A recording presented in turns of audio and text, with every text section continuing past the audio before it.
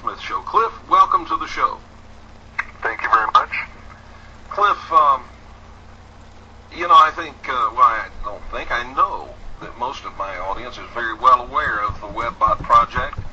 But the fact is we're in over 140 countries, and that means we have new listeners each and every night. Some of them may not know anything about the WebBot project, so let's start off with just a little thumbnail description of what is it.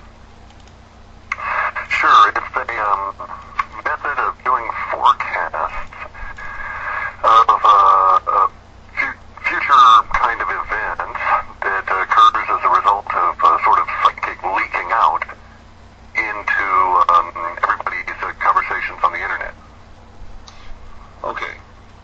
So if you harvest a massive amount of information off of the internet and you analyze it, somehow that shows you a trend? I'm sorry? Right. You boil it down to a big syrupy mass and that sort of thing.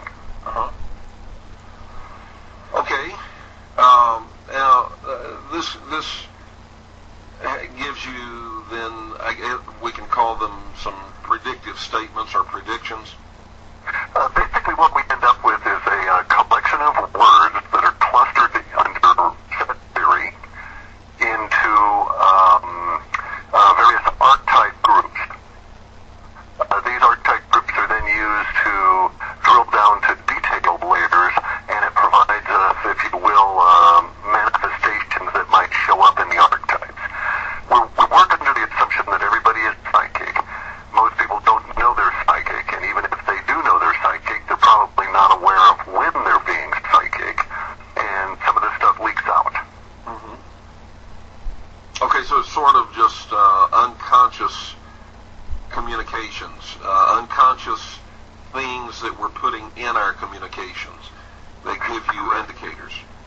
Right, and the theory is somewhat complex. I mean, it's more than just scrubbing the internet for language, because it works on the idea that we have, as individual humans, a base lexicon in our native language of maybe 100,000 words. Let's take English as an example. So we internalize and we know about 100,000 English words, but we might in any given year only use, say, 25,000 of those words that we know. And within that year, most of that year, we're keeping our vocabulary down to about, say 5,000 words or to 11,000, depending on the nature of the work we have to do. And so if you're in a highly technical profession, your vocabulary is obviously skewed that direction. However, the idea is that there are certain types of stress which indicate sort of a foreknowledge of psychic intuition, if you will. We have to express that as humans, and it's sort of like a nagging thought kind of a deal. And you express it by leaking out some of the psychic impression because of the way you change your normal vocabulary. So you might have a regular habit of going to the bakery forum and discussing all the cool things that you bake at home. And then you have a regular vocabulary you use there, and if you were to really look at it, you'd probably find that you rarely strayed out of a set of, say, 2,500 words in that specific forum. And yet sometimes you do stray out of those 2,500 words and even have to reach for particular kinds of words. We capture the difference there, the appearance of those outlier words, and we make our projections based on those. Does that make sense? Mm-hmm. All right, now, look, by the way. I'm sorry? I'm getting a bit of an echo. Do you have a volume control on your phone? No, it's, What's happening is your phone line is very strong, and you're getting some feedback off of it.